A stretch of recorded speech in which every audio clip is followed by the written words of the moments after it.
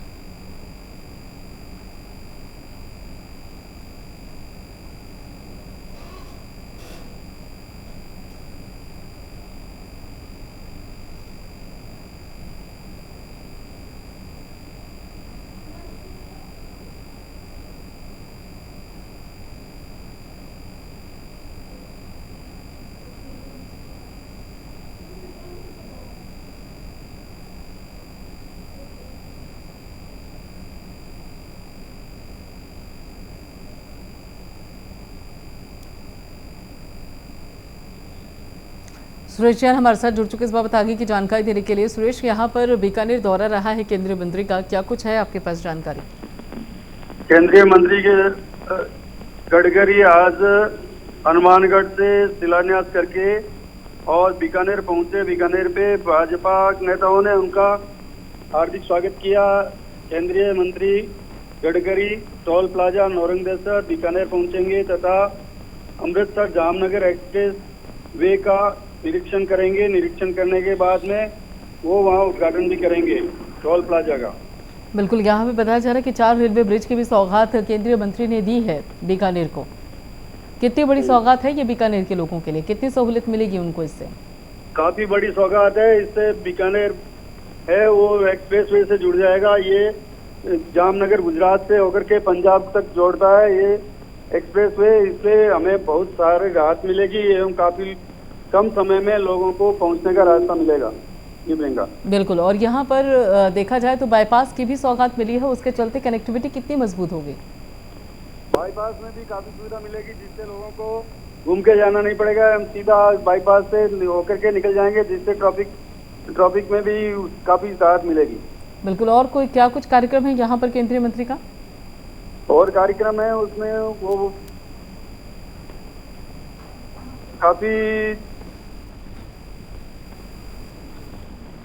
शुक्रिया सुरेश जैन, इस सारी जानकारी के लिए, सारी अपडेट के लिए।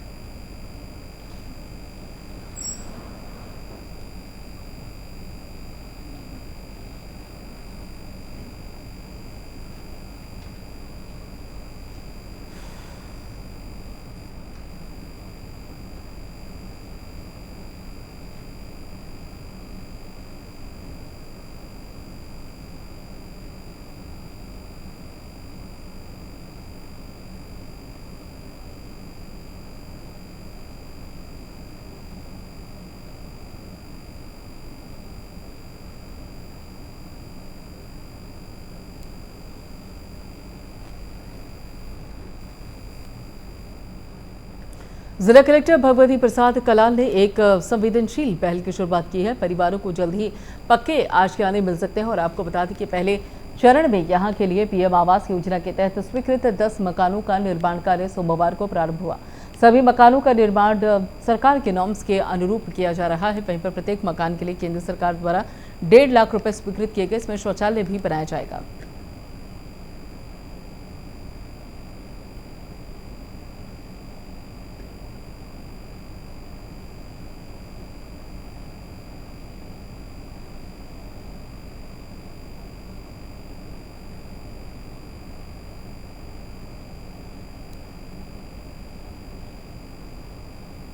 हमारी झुग्गियों के अंदर हम रहने वाले थे, तो कलेक्टर साहब ने हमें यहाँ पे प्लाट दे दिए हैं, मकान दे दिए, लोन मिल गया हमें। और हमारे बच्चों के पढ़ने के लिए स्कूल भी खोल रहे हैं। हमारी लेडीज़ों के लिए यहाँ पे सिलाई केंद्र भी खोल दिया है, आंगनबाड़ी का भी प्रयास चल रहा है। तो हम कलेक्टर साहब के बहुत आभारी हैं कि हमारा इतना सपना पूरा किया है। हम बहुत बहुत धन्यवाद देते हैं। एसपी साहब को भी धन्यवाद देते हैं और राजस्थान सरकार को भी हम धन्यवाद देते हैं कि हमें ये इतना सपना हमारा पूरा हुआ और हमारे बच्चों को तामील मिल रही है, हमें आशियाना मिला है, हमें घर मिला है। हम बहुत खुश हैं इस बात के लिए।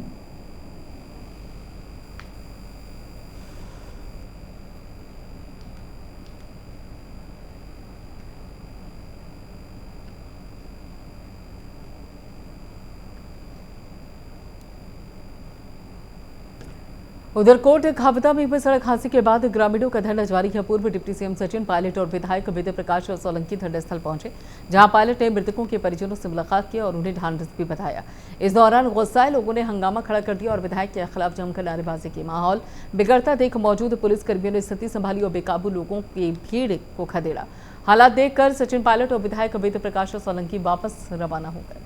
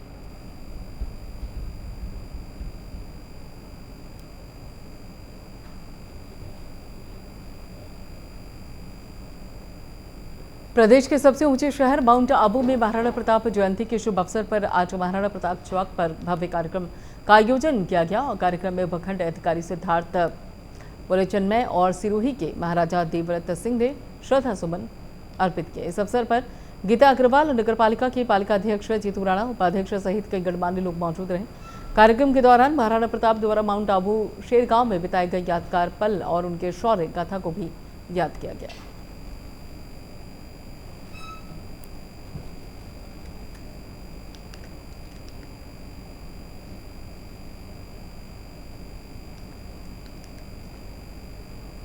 माउंट आबू सिरोही में महाराणा प्रताप की जयंती। आज माउंट आबू में जयंती पर कार्यक्रम का आयोजन किया गया। टोल नाके पर यह कार्यक्रम आयोजित हुआ।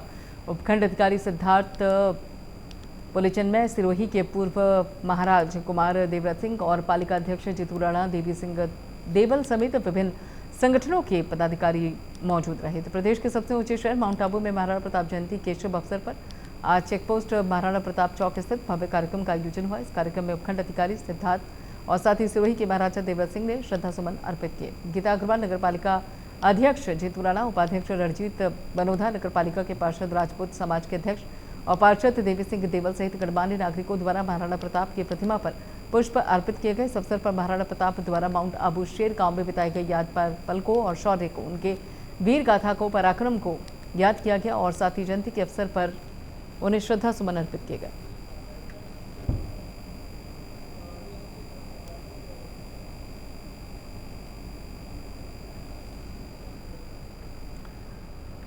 धौलपुर जिले में दो अलग अलग स्थानों पर अज्ञात कारणों से आग लग गई। हादसे में एक 7 वर्षीय बालिका की जलने से मौत हो गई। हादसे में एक मोटरसाइकिल, घरेलू सामान के साथ ही पशुओं का चारा और अनाज जलकर राख हो गया। खबर दिहोली थाना क्षेत्र के अतरौली गांव के सामने आ रही है, जहां पर अचानक कच्चे मकान में आग लग गई और आग मकान में लगने की वजह से कच्चे मकान भी आग की चपेट में आ गए, जहां पर एक घर में मौजूद एक 7 साल की बालिका की मौत हो गई। और दूसरी खबर बाड़ी उपखंड के तुकेपुर गांव की है, जहां पर अज्ञात कारणों से लगी आग में एक बाइक, घरेलू सामान और पशुओं का भूसा जलकर राख हो गया। चरिया कंटौल आज सूचना मिली थी कि अतरौली गांव में आग लग गई है। वहाँ मौके पर पुलिस तुरंत पहुंची। दमकल के लिए फ़ोन करवाया गया। दमकल मौके पर तुरंत पहुंच गई, जिससे आग पर काबू पाने की भी कोशिश की गई, लेकिन काबू नहीं पाया जा सका। उसमें एक अंदर बच्ची घुसी हुई थी, कोशिश बहुत की लेकिन उसको बचा नहीं पाए। इसकी डेड बॉडी को धौलपुर हॉस्पिटल पहुँचाया गया। इसका पोस्टमार्टम कराकर परिजनों को सुपुर्द।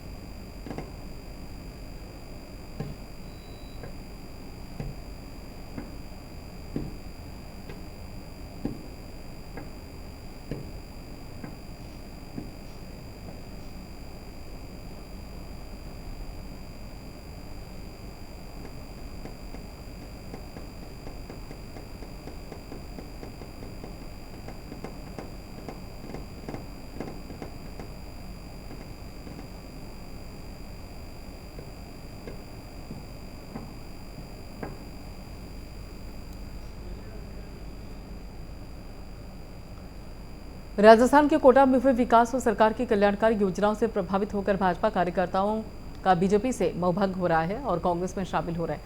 नगरीय विकास एवं स्वायत्त शासन मंत्री श्रीमती धारीवाल ने पदयात्रा के दौरान मीडिया से मुखातिब होते हुए कहा कि जिस क्षेत्र में भी पदयात्रा पहुंच रही है उस क्षेत्र के विकास कार्यों और कल्याणकारी योजनाओं का असर देखने को मिल रहा है। हर रोज 1 दर्जन से अधिक संख्या में भाजपा कार्यकर्ता कांग्रेस में अपना हाथ मिलाकर पदयात्रा का स्वागत कर रहे हैं और कांग्रेस जिंदाबाद के नारे लगा रहे हैं। उन्होंने दावा किया कि कांग्रेस सरकार फिर बनने जा रही है।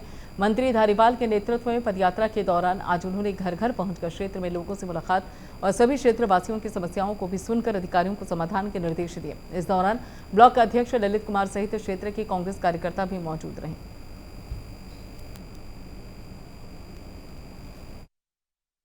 निश्चित तौर पर जो है लोगों ने मन बना लिया है कि कांग्रेस की सरकार को दोबारा में तो कोई कसर रखी नहीं है। फिर भी हम तो पूछते हैं कि मोहल्ले में कोई काम बाकी रह गया हो तो बताओ। वो लोग कोई एक आध जो बताते हैं उनको भी करवाइए, सारे काम करवाइए। हमारा मकसद चुनाव जीत करके शहर का विकास करना है।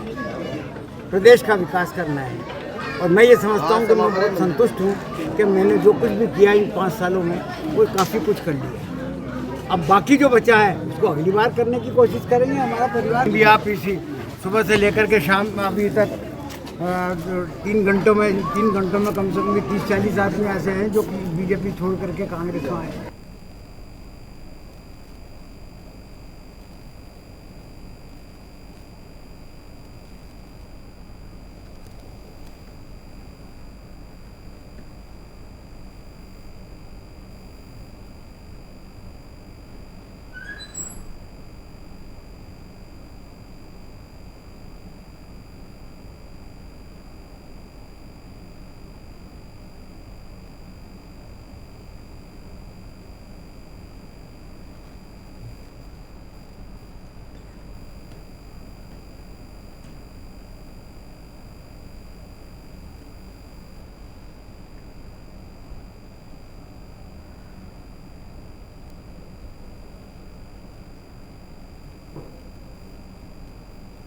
धौलपुर जिले के सनमथुरा उपखंड के हाईवे किनारे खड़ी बस पर हाईटेंशन लाइन का तार टूटने से आग लग गई और आग लगने से बस जलने लगी। बस में लगी आग को देख राहगीरों ने पुलिस को सूचित किया। पुलिस ने मौके पर दमकल की गाड़ी को बुलाया और बस मालिक को सूचना दी। दमकल की गाड़ी ने बस में लगी हुई आग पर काबू पाया, लेकिन तब तक बस जलकर खाक हो चुकी थी। गनीमत रही कि बस में कोई सवारी, ड्राइवर, कंडक्टर नहीं था और एक बड़ा हादसा होने से बच गया।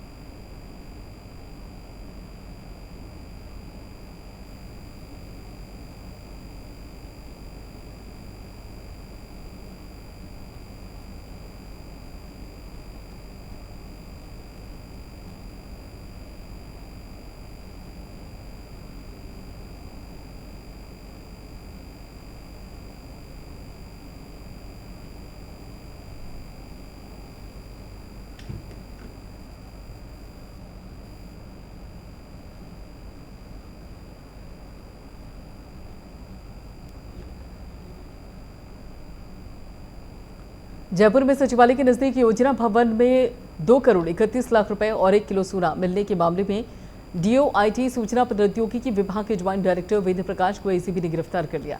इस पूरे प्रकरण पर भाजपा के प्रदेश महामंत्री और विधायक मदन दिलावर ने सरकार पर हमला बोला। उन्होंने वेद प्रकाश को प्यादा बताते हुए बड़े मगरमच्छ मामले में बच गए। उन्होंने कहा कि इस पूरे मामले में ईडी और सीबीआई का दखल होना चाहिए। राजस्थान सरकार के डीजीपी और मुख्य सचिव को प्रेस कॉन्फ्रेंस करनी पड़ी। मामला यह है कि 4 बजे ही 2 करोड़ 31 लाख रुपए कैश और 1 किलो सोना, जिस पर विदेशी मार्का था, वह आयोजना भवन की एक अलमारी में मिला है। आयोजना विभाग के मंत्री स्वयं मुख्यमंत्री हैं और मुख्यमंत्री के देखरेख में ही आयोजना विभाग काम करता है। जब ये बरामद किए तो बरामद करने से पहले या तुरंत बाद सरकार के इन अधिकारियों को चाहिए था कि ईडी को इत्तला करते, सीबीआई को इत्तला करते, एसीबी को इत्तला करते।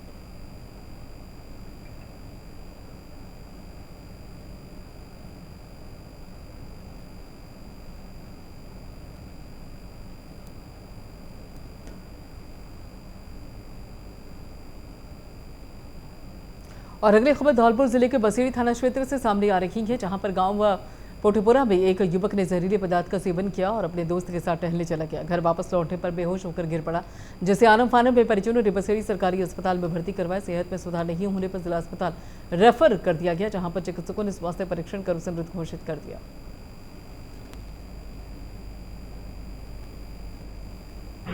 आज हॉस्पिटल से तहरीर के द्वारा बताया गया कि आंसू परमार पुत्र जयवीर सिंह परमार निवासी गोंदपुरा थाना बसेड़ी के ताऊ के लड़का रामेत ने बताया कि इसने कोई विषाक्त पदार्थ खा लिया था, इससे इसका स्वास्थ्य खराब हो गया। इलाज हेतु बसेड़ी लाया गया, बसेड़ी से रेफर करा करके सामान चिकित्सा विभाग लाया गया तो यहाँ पर मृत घोषित कर दिया और उसकी बॉडी मोर्चरी में रखी हुई है। इसका पोस्टमार्टम कराया जा रहा है।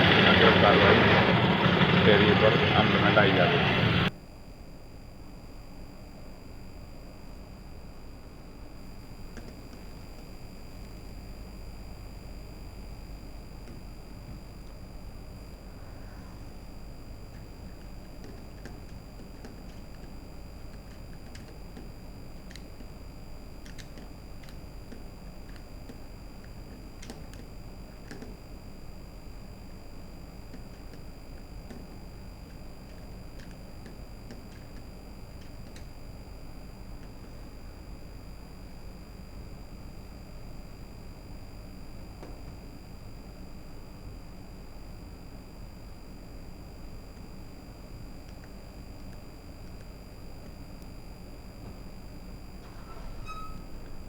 अबरोड के मानपुर हवाई पट्टी पर पीएम नरेंद्र मोदी की आम सभा में आगरा के समीप खंदौली के मजदूर में आम सभा होने के बाद टेंट खोलते समय मृत्यु हो गई थी। जैसे इसकी जानकारी सिरोही जालोर सांसद देवजी पटेल को हुई, उन्होंने तुरंत प्रभाव से संवेदनशीलता और मानवता का परिचय देते हुए उस गरीब परिवार को 2 लाख रुपए देने की घोषणा की, जिसका पूरा करने के लिए प्रतिनिधित्व मंडल सिरोही से भाजपा जिला मीडिया प्रभारी चिराग रावल जिला सिरोही से उनके गांव खंडौली आगरा पहुंचकर 2 लाख का चेक मृतक की पत्नी उनके माता जी को सुपुर्द करने के लिए भेजा। रविवार को प्रतिनिधित्व मंडल मृतक के परिवार को चेक देकर ढांढस बंधाया और उसकी आत्मा की शांति के लिए कामना की।